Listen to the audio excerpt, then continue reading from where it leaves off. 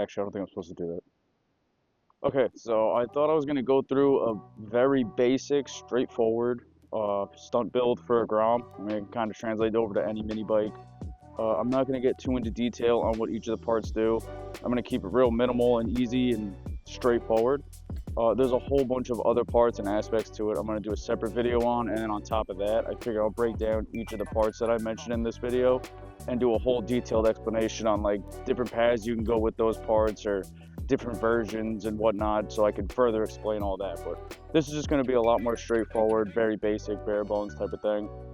I'll also try to go over what's going on with my channel as a whole. Like I was pretty consistent when I first started, and then I just kind of stopped. I lost the passer for a while. A whole bunch of stuff came up, and it's kind of the last thing that I was, thinking about. On top of that, for those of you that have seen a lot of my videos, my Grom looks pretty much completely different than the last time you saw it. I already obviously installed a bunch of this stuff, so the install videos are going to be a little rough, but I'll try to figure something out. There's still a few more things I want to do anyway, but I figure I'll do the stunt build part first, and then afterwards, anyone that is familiar with my channel, I'll explain all that. But I'll do the stunt part, get that out of the way, and explain everything. So the first and the easiest thing you could do to make your life easier would be changing your front sprocket. Generally speaking, just a smaller front sprocket. The Grom is a 420 pitch, stock is a 15 tooth front sprocket. Just get a 14. Some people go 13, that's a little too extreme. But 14 tooth front sprocket, it's like $12. JT is the brand everyone goes with. Takes maybe like 20 minutes to throw in if you don't know what you're doing, more or less. Very easy, very straightforward. It'll mess up your speedometer, but everyone kind of just deals with that. There are things you can do to fix that too. But again, that's something I'll explain in like a different video. But yeah, 14 tooth front sprocket will change the gearing and it'll make it an entirely different feel. The next thing that I would say, which is one of my personal favorites, it's also a little bit more in depth than it might seem at first, would be stiffer clutch springs. There's a few different options. There's 30, 60, and 80. And then I know there's also Hayabusa springs you can put in. I don't know the details on that though. I know you could do it. I don't know what else is involved. Personally, everyone says go 60. I had those for a while. I switched to 80, but 60 is more than enough. I personally wouldn't go 30. I had a buddy of mine had 30s and I didn't notice enough of a difference, but 60% stiffer springs. The other thing about that though is some people just throw springs in and call it a day. I recommend not doing that. You need a billet plate as well as 3 more bolts. It'll be easier to show you when I break it down. There's only 3 that hold it in stock. With a billet plate, there's 6 holes, so you can evenly distribute all that tension. And some people don't do that. They just use the stock plate. You also have to modify your pressure plate. So it is a little bit in depth to do it the correct way. You could theoretically just throw springs in it with the stock setup and call it a day. But you could also just go to Grombeardo, who has an entire kit. You just rip your whole setup out, put the whole kit from him in there, and then you're good to go. So that's my recommendation. I highly recommend in every aspect that you don't kind of like take the easy way out and you do things correctly, and you'd save yourself a huge headache in the future. So stiffer clutch springs is basically a must and makes things significantly better and easier to ride. I'd say that's really all you have to worry about. Personally, I have a stage 2 setup. I have a DHM S1 camshaft, Chimera intake, and a Zoom high mount exhaust. And to do all that, I flash the ECU. Going stage 2 is not needed. The only thing out of that list that I personally would highly recommend would be get an exhaust. For me, I think it's easier for me to control it when I can hear it. That's just me. I don't know if everyone else feels the same. Some people I'm sure do. But yeah, that makes life easier for me. The added power, I mean, yeah, it'll help, but it's not needed. Plenty of people run just a completely stock setup, but that is something you can consider. So it's more of like an honorable mention, but again, something to look into maybe. So the other aspect of making a stunt build, aside from performance, would be protection. I mean, there's a whole bunch of different things you could do. I mean, I have pro taper handlebars with they're like Amazon bar ends. They stick out a little bit more, they're more comfortable. These are KLX 110 bend, I guess you would call it, like those type of pro taper handlebars.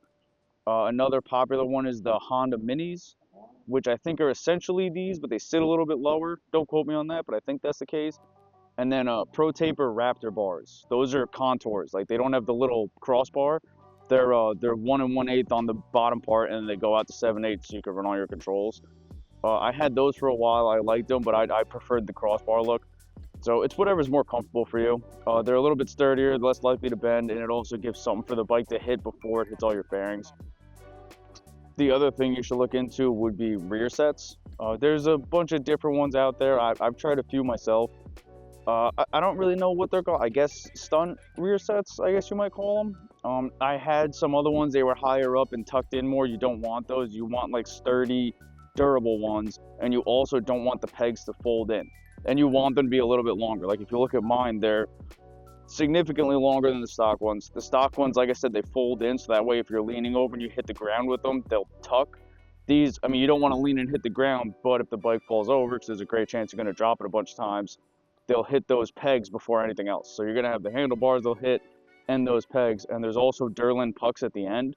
They just bolt on with like an M8 bolt or something like that. And then so if they get all torn up because you kept dropping it a bunch of times, you can just take that messed up puck off and put a new one on. So that's really helpful. You don't have to worry about it. I run Voodoo Fab. That's the name of the company that I got these from. There's a couple different ones out there. It's, you know, really whatever looks best to you. Just as long as you have the longer pegs, they don't fold in, and they have replaceable Durlin pucks. That's really the only, you know, things you want to make sure you look out for. And then lastly, at least in this sense, I would say is a sub cage. Similar to the rear sets, is it's going to have pegs that stick out. If you really know what you're doing, you can stand on it. There's a bunch of tricks people do where they stand on their cage. In the beginning though, it's helpful because if it falls over, that's one more thing for the bike to catch. And again, you have Durlin pucks at the end. So if my bike falls over to either side, I have, you know, two pegs, my pegs and my passenger pegs. I have my sub cage, and then I have my handlebars. That's what's going to catch everything. You know, you might bang up a few other things too still, but that's going to catch the majority of the bike, and it's either side. So that's essentially like the number one reason I have them. The 12 bar also has a titanium block at the end, so that when you get the bike straight up, it'll hit that. I mean, it's cool, but again, you're not looking for that in the beginning. Like that's more, you know, down the line, but it is, you know, it's something to think about for the future. It's better to have it and not need it than to need it and not have it at least. The thing I will say, again, I'm going to get more into it with another video.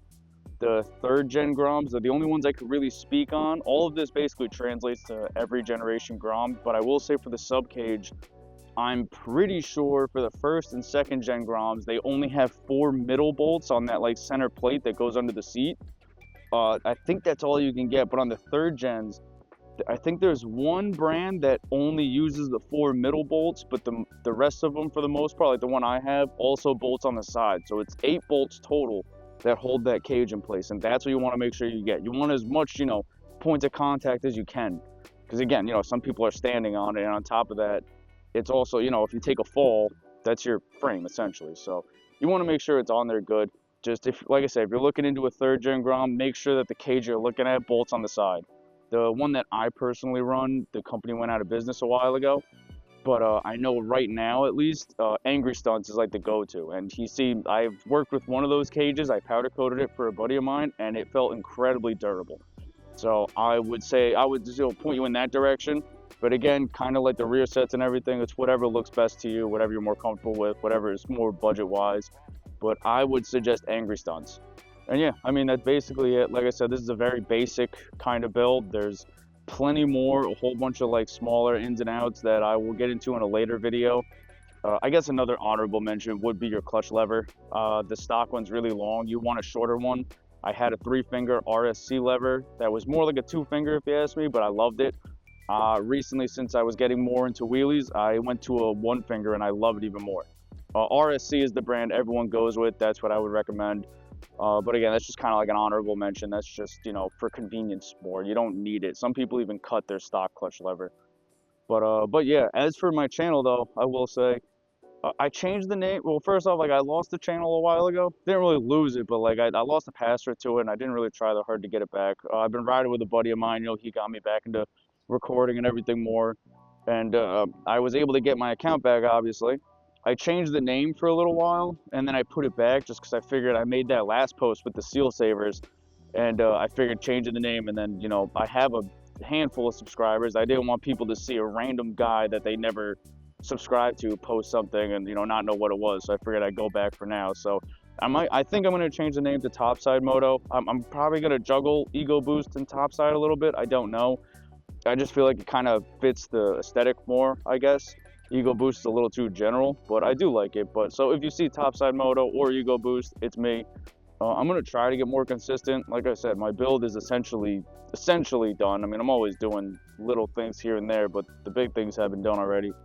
But I'll try to find more of like the install tutorials. I know a lot of people appreciated how like broken down I make everything and show every little part. Like that was like a big part of the point of my videos. Because I was always sick of trying to do an install myself, and then I'd watch a video, and the one part I needed to see, no one would have. They would skip over it. So I tried to like show every little aspect. So I'll try to keep doing those. I'm at my lot right now, where me and my buddy come and just practice wheelies. This is where I learned. I might try to do some tutorials on that. I figure me being new myself, teaching someone else that's just as new as I am, hearing it from me, might kind of help someone out a little bit. That's how I learn. So yeah, just keep an eye out for that. Like I said, the name might change a little bit here and there. I don't know. I'm still getting the feel of everything, but I'll do another one soon enough, and I'll see you in that one.